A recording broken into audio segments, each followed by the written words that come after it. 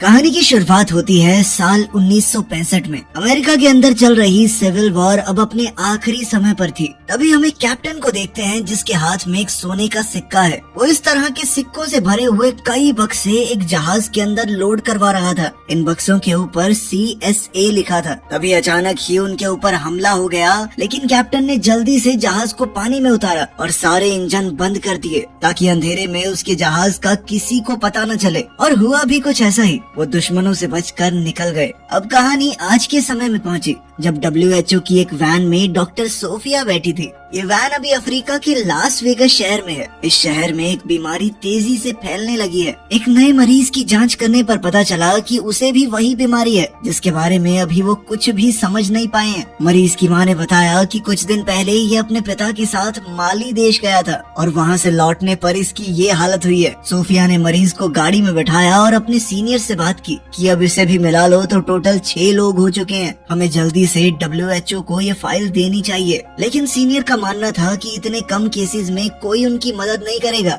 Sophia अब माली देश जाकर ये पता लगाना चाहती थी कि वहाँ ऐसा क्या है कि लोग बीमार पड़ रहे हैं। माली देश में इस वक्त अंदरूनी जंग चल रही थी और सीनियर ने कहा कि कोई भी तुम्हें ऐसे खतरनाक हालातों में उस देश में जाने की परमिशन नहीं देगा। इसी दौरान एक नकाबपोश आदमी उनके ऊपर नजर रखे हुए था। शायद उसे इन डॉक्टरों का यहाँ आना पसंद नहीं है। तभी सोफिया को ध्यान आया कि मरीज के पिता का भी सैंपल ले लेना चाहिए। जिसके बाद सोफिया लाइट हाउस की तरफ निकल गई जहाँ वो काम कर रहा था। वहाँ पहुंचकर सोफिया ने देखा कि उसकी भी बिल्कुल वैसी ही हालत है जैसी उसके बेटे की थी, बल्कि वो तो जान गंवा चुका है इस बीमारी से। सोफिया ने चुपचाप उसका सैंपल लिया और बाहर आ गई। इसी बीच पास के समुद्र में एक आदमी बोटिंग कर रहा था और नकाबपोश आदमी जो दूर से डॉक्टर्स को देख रहा था, उसने अचानक सोफिया पर हमला कर दिया। लेकिन इस बोटिंग कर रहे आदमी ने तभी वहाँ आकर सोफिया को बचा लिया। लेकिन इसी हाथापाई में वो नकाबपोश आदमी सोफिया का बैग लेकर वहाँ से भाग गया।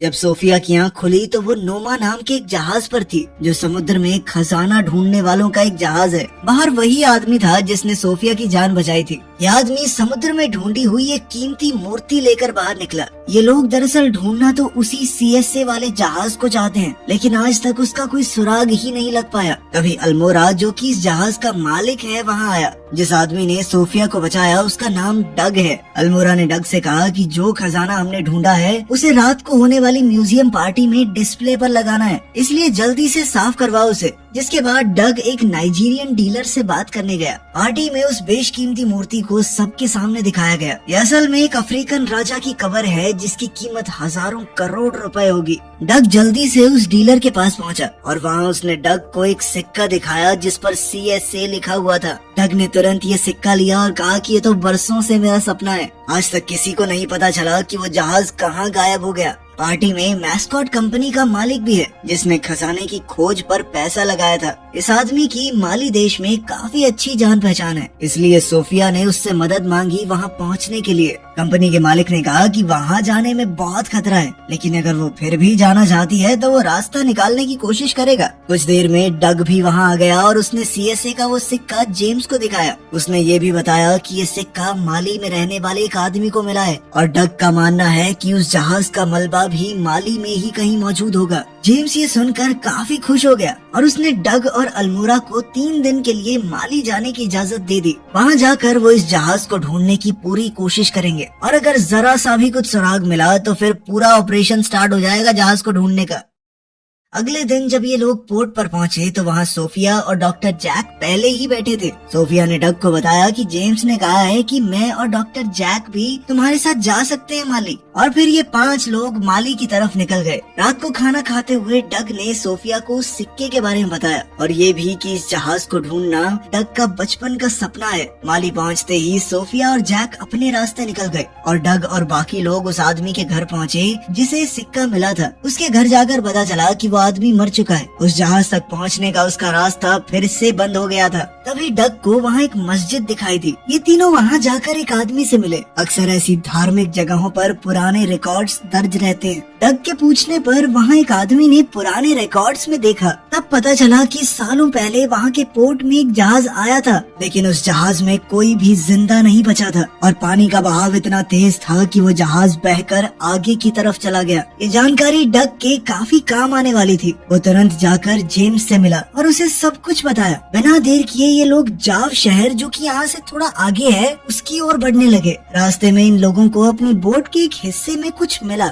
थोड़ी जांच करने पर पता चला कि एक खास तरह की मिट्टी है जो कि जंग भी हो सकता है, लेकिन डग ने कहा कि बहते पानी में इस तरह की मिट्टी का मिलना आम बात नहीं है। ये एक सोचने वाली चीज थी। तभी अचानक एक मिलिट्री बोट उनकी तरफ आने लगी। ये ऑफिसर बार बार एक ही बात पूछ रहे थे कि वो डॉक्टर अभी कहाँ हैं जो तुम्हारे साथ यहाँ पर आए हैं। यहाँ के राजा को पता चल चुका था कि उसके देश में 2 फिरंगी डॉक्टर आए हैं ताकि वो उस बीमारी की तह तक जा सके जो वहाँ आसपास फैली हुई है। राजा ने ऑर्डर्स दिए थे कि उन्हें जल्द से जल्द रोका जाए, वरना बहुत बड़ी परेशानी हो सकती है। डग समझ गया कि कुछ तो गड़बड़ जरूर है, वरना इन्हें डॉक्टर्स से क्या दिक्कत। डग ने जवाब दिया कि सर, हमको ज्यादा इंग्लिश नहीं आती है, तो बोट साइड में लगा के बात करते हैं। डग ने उनकी ओर एक रस्सी फेंकी जो उन्होंने अपनी बोट पर बांध ली, जिसके बाद डग ने अपने दोस्तों को इशारा किया कि फुल स्पीड में दौड़ाओ, और एक ही झटके में ऑफिसर्स की बोट पलट गई। डग ने जल्दी से वो रस्सी भी काट दी और फिर वो लोग वहाँ से भाग गए। लेकिन मुश्किल अभी खत्म नहीं हुई थी। कुछ ही दूरी पर 2 और बोट्स उनका इंतजार कर रही थी और वो उन्हें देखते ही गोलियां चलाने लगे। डग समझ गया कि अब तो हमें बोट से कूदना होगा, वरना जान बचने वाली है नहीं। कूदने से पहले उन्होंने फ्यूल टैंक में चीरा लगा दिया ताकि जबरदस्त धमाका हो। जब दूसरी बोट उनके करीब आई तो तीनों पानी में कूद गए। ऑफिसर्स ने बोट पर गोलियां चलाई और लीकेज की वजह से एक जबरदस्त धमाका हुआ, जिसमें सारे के सारे पुलिस वाले मारे गए। जल्द ही ये तीनों नदी से निकलकर किनारे पर बने एक घर में पहुंचे। रूडी ने डग से पूछा कि अब तो हमारे पास बोट भी नहीं है, तो जहाज को ढूंढने का काम बंद कर देंगे क्या? डग ने कहा कि उसे बाद में ढूंढेंगे, पहले तो हमें उन डॉक्टरों की जान बचानी होगी। अगर इनके हत्थे चढ़ गए तो मार देंगे दोनों को। डग ने रूडी से कहा कि तुम जल्दी से बॉर्डर पार करके अल्मोड़ा के पास जाओ, और वो खुद जेम्स के साथ दोनों डॉक्टरों को ढूंढने निकल गया। वहाँ दोनों डॉक्टर्स एक गांव में पहुँचे जहाँ एक भी आदमी नहीं दिख रहा था।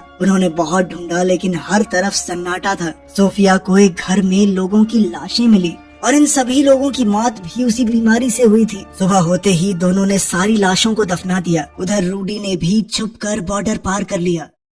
सोफिया को गांव में एक कुआं मिला और उसने सोचा कि शायद इसके अंदर कुछ मिले, तो उसने अंदर जाने की तैयारी शुरू की। नीचे पहुंचकर जब वो पानी का सैंपल लेने लगी, तभी जैक ने बताया कि ऊपर कुछ मिलिट्री वाले आए हैं, और फिर गोलियां चलने की आवाज आई और जैक को छोड़कर उन्होंने बाकी सबको मार दिया। कुएं के अंदर सोफिया डरी हुई छुपी रही। तभी वहाँ एक हेलीकॉप्टर लैंड हुआ जिसमें माली देश का राजा काजिम वहाँ आया। काजिम ने जैक से पूछा कि लेडी डॉक्टर कहाँ पर है। चॉपर की आवाज सुनकर डग और जेम्स को भी पता चल गया कि डॉक्टर आसपास ही होंगे, लेकिन काजिम बहुत गुस्से में था। उसने जैक को गोली मार दी और अपने आदमियों को ऑर्डर दिया कि सोफिया को जल्द से जल्द ढूंढा जाए। डग और जेम्स पास ही में छुपकर ये सब कुछ देख रहे थे। काजिम के आदमी आसपास सबको मारने लगे। एक बार तो डग की जान भी खतरे में आ गई, लेकिन पीछे से सोफिया ने आकर काजिम के आदमी को मार दिया। अपने सीनियर डॉक्टर जैक की मौत से सोफिया को बहुत गहरा सदमा पहुंचा, लेकिन डग ने कहा कि जल्द से जल्द यहाँ से निकलना होगा क्योंकि ये जगह बिल्कुल भी सुरक्षित नहीं है। अब वो तीनों काजिम के मिलिट्री एरिया से निकलकर एक दूसरी जगह पहुंच गए, लेकिन ये लोग जहाँ पहुँचे हैं ये और भी ज्यादा खतरनाक है। तभी वहाँ कुछ घुड़सवार आए और इन तीनों को बंदी बना लिया और अपने राजा गॉडिगो के पास ले गए। गॉडिगो ने उनसे पूछा कि यहाँ तुम क्या करने आए हो? सोफिया ने बताया कि मैं एक डॉक्टर हूँ और एक बीमारी फैली हुई है आपके इलाके में, उसकी खोज कर रही हूँ। बीमारी का नाम सुनकर उसे एक कमरे में ले जाया गया जहाँ न जाने कितने लोग उसी बीमारी से मर चुके हैं। सोफिया ने जांच करके कंफर्म किया कि हाँ, इन सब की मौत भी उसी बीमारी से हुई है। उसी का पता लगाने आई हूँ मैं यहाँ पे। थोड़ा सोचने के बाद गॉडिगो ने उन सबको अपने शहर में रहने की इजाजत दे दी। इसके बाद सोफिया ने वहाँ के पानी की जांच की तो पता चला कि उस जगह का पानी जहरीला हो चुका है और ये नेचुरल तरीके से नहीं हो सकता। इस पानी में जरूर जानबूझकर कुछ मिलाया गया है। यही बात उन्होंने राजा को बताई और कहा कि पानी में ये जहर कहाँ से आ रहा है, इस बात का पता लगाना ही होगा। राजा ने भी हामी भरते हुए कहा कि जल्द से जल्द पता लगाओ, तुम्हारी जितनी मदद मुझसे हो पाएगी मैं करूँगा। इसके बाद जेम्स वहाँ के बच्चों के साथ फुटबॉल खेल रहा था। जब बॉल थोड़ा आगे चली गई तो वो उसका पीछा करते हुए एक अनोखी जगह पर पहुंचा। इस जगह पर तो अलग सी पेंटिंग्स बनी हुई थी और ताज्जुब की बात यह है कि इन पेंटिंग्स में उस जहाज का जिक्र है जिसे वो ढूंढते हुए यहाँ पर आए हैं। पता चला कि वो यहीं पर किसी सूखे रेगिस्तान में दबा हुआ है। सोफिया और डग भी वहाँ इसे देखने पहुँचे। डग ने बताया कि आज से 200 साल पहले इस जगह पर एक नदी थी, लेकिन आज वो नदी सूख चुकी है। अब वो तीनों ही नदी को ढूंढने की तैयारी में लग गए। अभी वो लोग इस नदी को ढूंढने का प्लान बना ही रहे थे कि तभी उन्हें इस पेंटिंग में एक किला दिखाई दिया। मतलब इस नदी के आसपास कोई किला भी था। और डग का मानना है कि हो सकता है जो पानी इस गांव में आ रहा है, जहरीला पानी, वो उसी नदी का हो। नदी पूरी तरह से सूखी ना हो, उसका पानी नीचे ही नीचे चल रहा हो। अब इन तीनों ने नदी की तरफ बढ़ने का सफर शुरू किया, उस रास्ते पर जहाँ 200 साल पहले नदी हुआ करती थी। जल्द ही उन्हें वो किला भी दिख गया। इस किले पर चढ़ने के बाद उन्हें एक सोलर प्लांट दिखाई दिया, जो कि मैस्कॉट कंपनी का था। लेकिन ऐसी सुनसान जगह पर एक सोलर प्लांट के होने का कोई मतलब समझ नहीं आया। डग को कुछ दूरी पर एक ट्रेन दिखाई दी। ये लोग धीरे धीरे ट्रेन की तरफ बढ़े और चालाकी से ट्रेन के अंदर घुस गए। वहीं रूडी अब अल्मोड़ा के पास पहुंच चुका था। रूडी को अपने कपड़ों पर वैसे ही लाल जंग का सैंपल मिला जो उन्हें माली में अपनी बोट पर मिला था। जब रूडी ने सैंपल की टेस्टिंग की और रिजल्ट अल्मोड़ा को दिखाया तो वो ये देखकर हैरान रह गया। वहीं सोफिया, जेम्स और डग उस प्लांट के अंदर पहुंच गए। अंदर जाकर उन्हें समझ आया कि ये प्लांट एक रेडियो एक्टिव केमिकल बनाने के लिए काम कर रहा है, जो कि यहाँ मौजूद तेज सूरज की रोशनी की वजह से बहुत जल्दी बनकर तैयार हो जाएगा।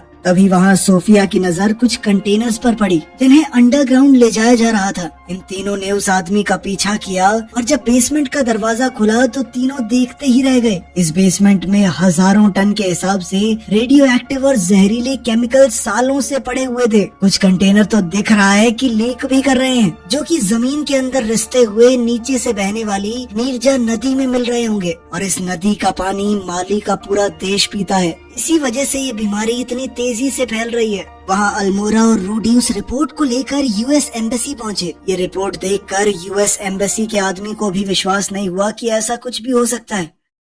वहीं जेम्स अपने दोस्तों के साथ प्लांट से भाग ही रहा था कि तभी मैस्कॉट के लोगों ने उन्हें पकड़ लिया। मैस्कॉट ने सोफिया से पूछा कि तुम लोग यहाँ क्या कर रहे हो और इस जगह का तुम्हें पता कैसे चला। सोफिया ने मैस्कॉट से कहा कि तुम इस प्लांट में जो भी कर रहे हो उससे लोगों की जान जा रही है। जिस पर मिस्टर मैस्कॉट ने कहा कि वो ऐसा कुछ नहीं कर रहा, बल्कि हम तो जहरीले केमिकल्स को आग में जला रहे हैं, खत्म कर रहे हैं। सोफिया ने उसे बताया कि जो केमिकल तुमने बेसमेंट में स्टोर किए हैं वो नदी में मिल रहे हैं जाकर, जिसे लोग पीकर बीमार पड़ रहे हैं। ये सुनकर तो मिस्टर मैस्कॉट भी डर गया कि कहीं ये सच तो नहीं। अब वो लोग डग और जेम्स को बांधकर कहीं ले जाने लगे। डग ने दिमाग चलाया और सोने के सिक्के की मदद से ट्रक के पीछे का दरवाजा खोल दिया, जिससे वो लोग ट्रक से अलग हो गए। मिस्टर मैस्कॉट जल्द से जल्द काजिम से मिला और जो बात भी सोफिया ने उसे बताई थी मैस्कॉट ने काजिम को बताई। काजिम ने कहा कि अगर उसे चिंता है तो प्लांट को बेशक बंद कर दे, लेकिन उसके पैसे उसे हर महीने मिलने चाहिए। उसे फर्क नहीं पड़ता लोगों के मरने से। डग और जेम्स अब इस रेगिस्तान में भटक रहे थे। उनके हाथ अभी भी बेड़ियों से ट्रक के दरवाजे से बंधे हैं। ऐसे ही बंधे हुए वो काफी दूर तक चले गए।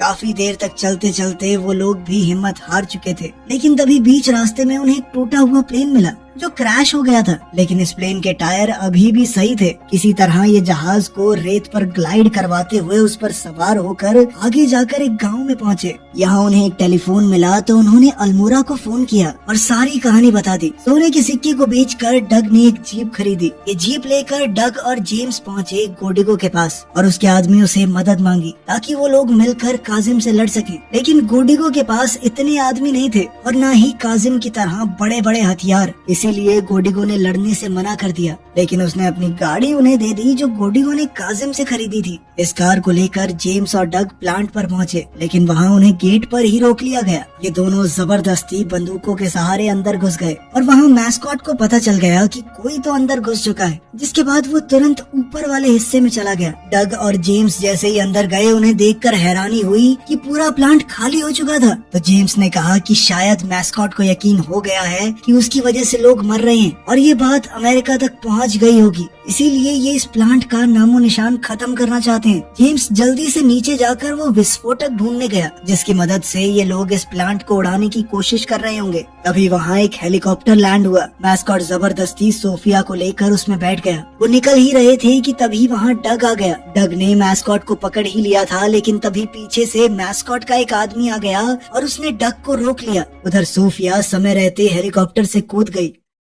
नीचे जेम्स को वो बम एक कंटेनर में मिल गया और उसने बम वहाँ से निकाल कर अपने बैग में रख लिया। इसी दौरान मैस्कॉट ने चॉपर में बैठकर अपने प्रोग्राम से सोलर प्लांट को सूरज की तरफ कर दिया। अब सभी सोलर पैनल बहुत तेजी से काम करने लगे, लेकिन जेम्स की काबिलियत की वजह से कोई धमाका नहीं हुआ क्योंकि जेम्स ने बम डिस्कनेक्ट कर ही दिया था। मैस्कॉट को ये देखकर बहुत गुस्सा आया। सोफिया और डग ने मैस्कॉट के आदमी से छुटकारा पाया और फिर ये तीनों कार में बैठकर वहाँ से निकल गए क्योंकि अभी उन्हें यहाँ से बहुत दूर जाना है। लेकिन तभी काजिम का हेलीकॉप्टर उनका पीछा करने लगा। काजिम उनके ऊपर गोलियां बरसाने लगा। डग ने जेम्स से कहा कि जो भी तुझे विस्फोटक बेसमेंट में मिले थे उन्हें बाहर फेंकना शुरू कर दे। जब जेम्स ने ऐसा किया तो जहाँ जहाँ काजिम की गोलियां लगती रही वहाँ धमाके होते रहे। इतना ज्यादा धुआं और धूल उड़ गई कि काजिम को अपना हेलीकॉप्टर मोड़ना पड़ा। लेकिन इन धमाकों की वजह से कुछ ऐसा हुआ जिसकी उन्हें उम्मीद ही नहीं थी। उस जगह से रेत खिसक गई और वो जहाज जो नीचे दबा हुआ था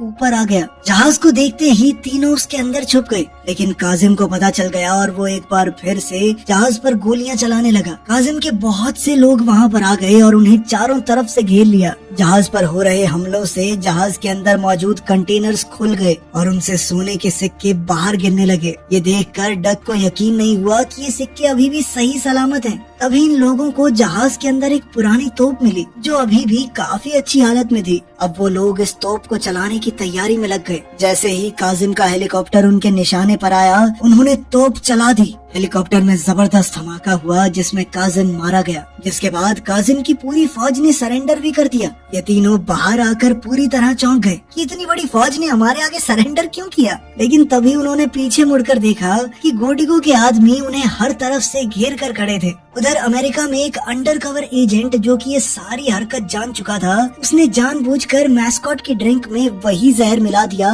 जो वो माली के लोगों को पिला रहा था और जल्द ही उसका भी वही हश्र होगा जो उसने लोगों के साथ किया है। आखिर में हम डग और सोफिया को एक साथ देखते हैं। डग ने वो खजाना गोडिगो और उसके लोगों के लिए ही छोड़ दिया था क्योंकि इस बीमारी में सबसे ज्यादा उनका ही नुकसान हुआ था और उनकी जमीन है, खजाने पर हक भी उनका ही बनता है।